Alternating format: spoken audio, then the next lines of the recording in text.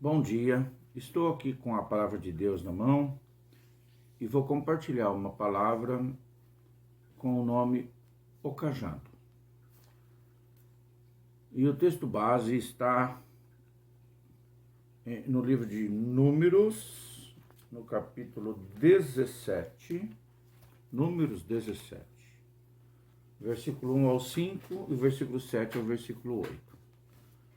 Então falou o Senhor a Moisés, dizendo: Fala aos filhos de Israel e toma deles uma vara para cada casa paterna de todos os seus príncipes, segundo as casas de seus pais, 12 varas, e escreverás o nome de cada um sobre esta vara.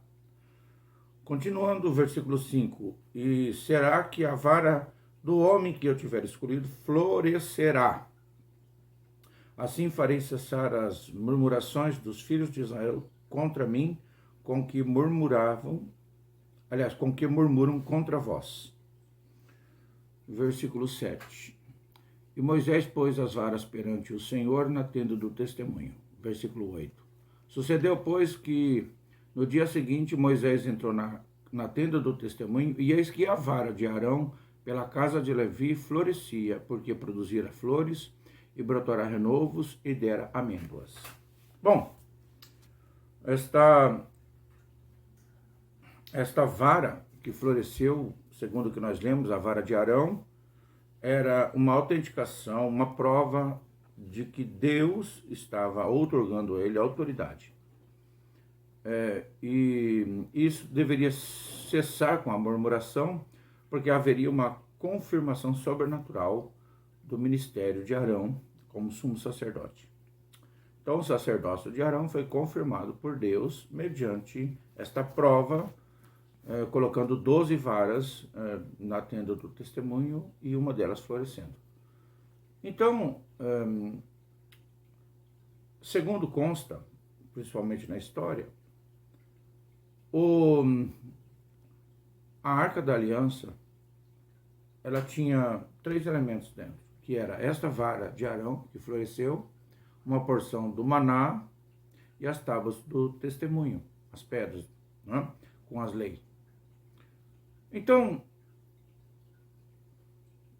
se o cajado, a vara de Arão, foi para dentro da arca, como ele ficaria com alguma? Então foi feito um cajado, e então foi colocado o nome gravado em ouro na base do cajado. Então Arão, primeiro sacerdote com o nome gravado na sua vara ou no seu cajado. Eu quero ler também Mateus 26, 57. Mateus 26, 57, que diz: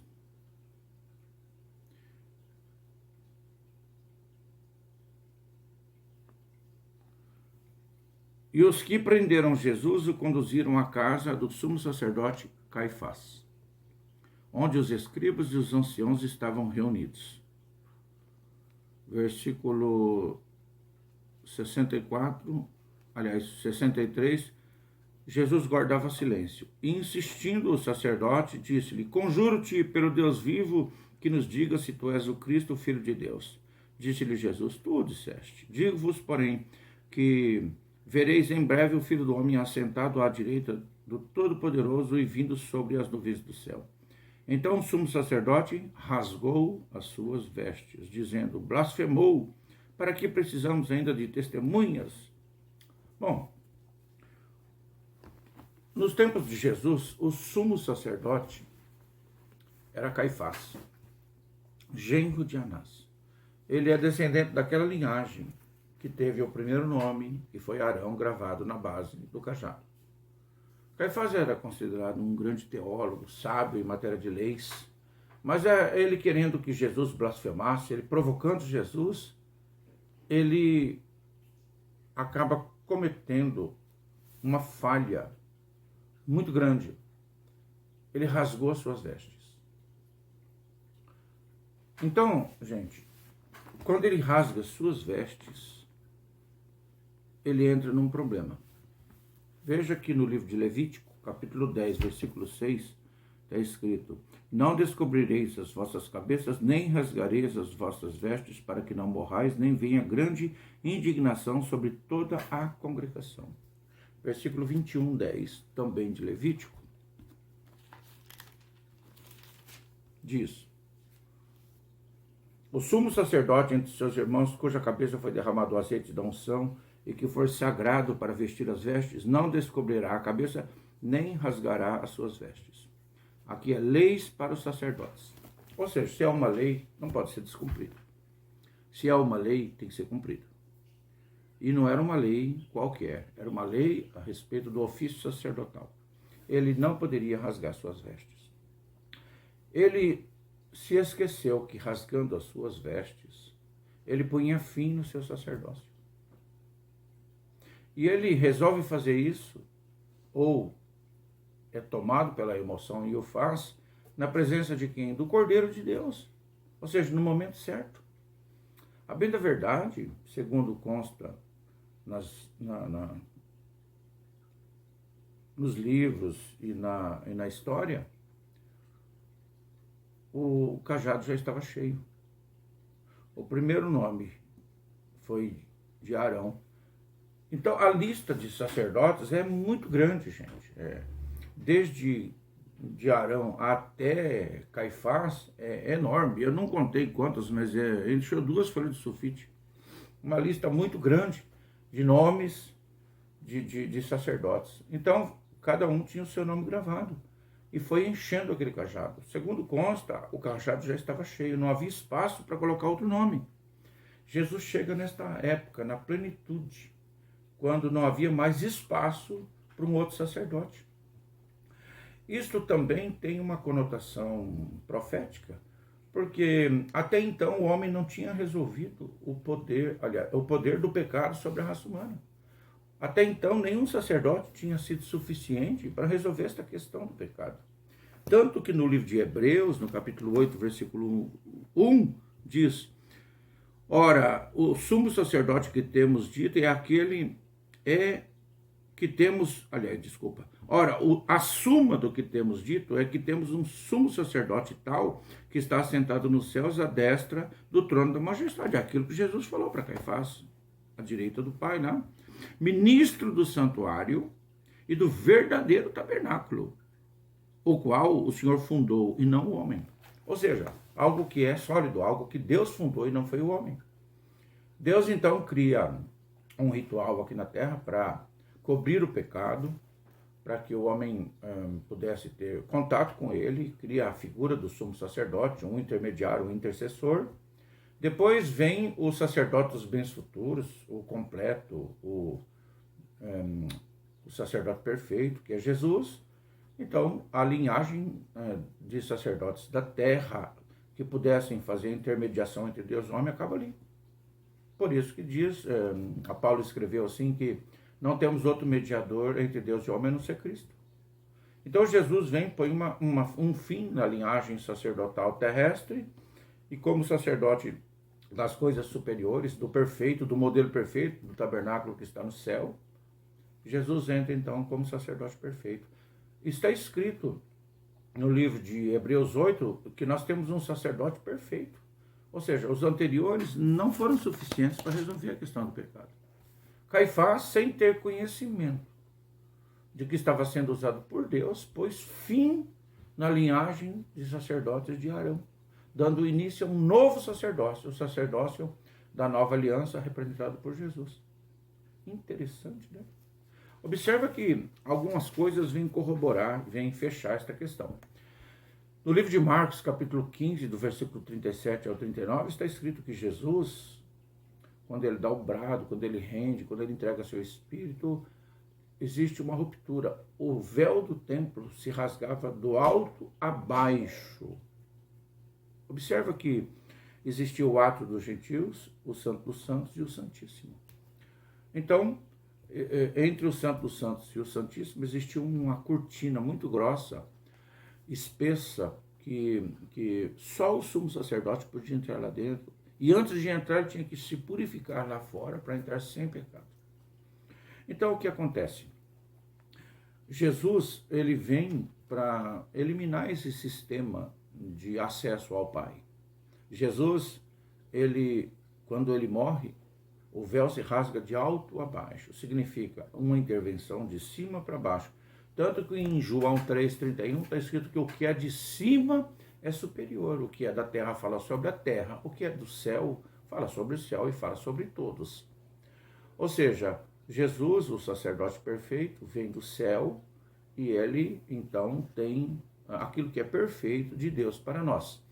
E Jesus, então, quando ele morre, o véu se rasga de alto a baixo, então, uma intervenção de cima para baixo, ou seja, Deus, intervindo na terra com um novo plano, com uma nova aliança, através do sangue de Jesus, que vem para resolver esta questão do pecado. Ou seja, eu me arrependo, eu peço perdão, eu sou purificado. No livro de Hebreus, capítulo 10, do 19 ao 25, fala que Jesus consagrou, através da sua carne, do seu corpo, um novo caminho junto ao Pai, e que nós temos um sumo sacerdote perfeito, e fiel é aquele que fez a promessa. Então Deus prometeu, Jesus cumpriu, e Jesus inaugura, através da sua carne, do véu, simbolizado pelo véu do templo que se rasgou de alto a baixo, Jesus inaugura um novo caminho e nós temos acesso ao Pai por um sacerdote perfeito, que não precisa se purificar todas as vezes que vai entrar no tabernáculo. Ele entrou no tabernáculo perfeito, que é o céu, de uma vez por todas, e está à destra de Deus Pai Todo-Poderoso intercedendo por nós, nos representando lá no céu. Então Jesus, ele não teve uma vara, porque ele não precisava de uma vara. Ele não é um sacerdote formado na terra, é um sacerdote que veio com um desígnio lá do céu. Ele carregou o seu próprio cajado, ele não precisou do seu nome num cajado. O próprio cajado dele é a cruz. Ele era a própria vara de Arão que floresceu simbolicamente. Sabe, irmãos? Lá em cima, na cruz, está escrito em todos os idiomas da época, rei. E lá no túmulo dele está escrito, não está aqui. Ou seja, Jesus ressuscitou. O nosso sumo sacerdote foi colocado numa cruz, numa vara seca.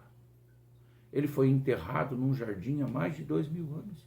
Só que ele floresceu e continua florescendo até hoje. Ele floresce quando cada um o aceita como Salvador. Ele floresce quando alguém é curado. Ele floresce quando um espírito maligno é expulso. Ele floresce quando alguém reconhece, né, as palavras da verdade. Ele floresce quando o Espírito Santo age no coração de uma pessoa. Jesus está florescendo todos os dias. No livro de João, capítulo 15, versículo 1 ao 3, Jesus fala, eu sou a videira verdadeira e vocês são as varas. Se vocês estão em mim e a minha palavra está em vós, vocês vão ser limpos. Ou seja, a palavra de Deus vai limpando para que a vara possa produzir.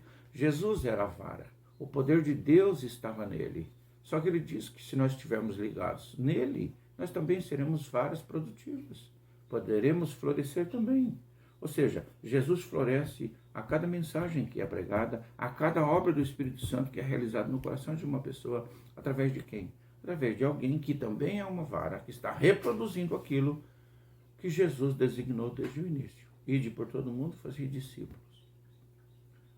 Então, irmãos, nós temos a palavra de Deus que faz com que a mensagem possa chegar ao coração das pessoas através de uma vara. E pode ser você. Não existia mais espaço no cajado. Jesus não tinha mais espaço para ter o teu nome. Caifás foi o último. Mas só que a partir daí o sacerdócio foi aberto a todos. Somos sacerdotes. Quando aceitamos a palavra, nós podemos interceder pelas pessoas, fazer aquilo que Deus deseja que nós façamos. Eu quero que você seja abençoado, que você tenha um dia, uma semana maravilhosa. E lembre-se sempre que Jesus não tinha espaço para colocar o seu nome no cajado, mas ele construiu a sua história. Mesmo que alguém não lhe dê espaço para que o teu nome apareça, construa a sua história. O importante é ter o nome arrolado no livro da vida. Isso é o mais importante. Se você ainda não fez uma decisão por Cristo, faça uma oração dizendo: Senhor, eu te recebo, eu te aceito como meu Senhor e meu Salvador. Escreve, Senhor, o meu nome no livro da vida e me ajuda a ter uma vida sadia, uma vida reta, uma vida digna na tua presença. Fica comigo, Senhor, eu te peço em nome de Jesus.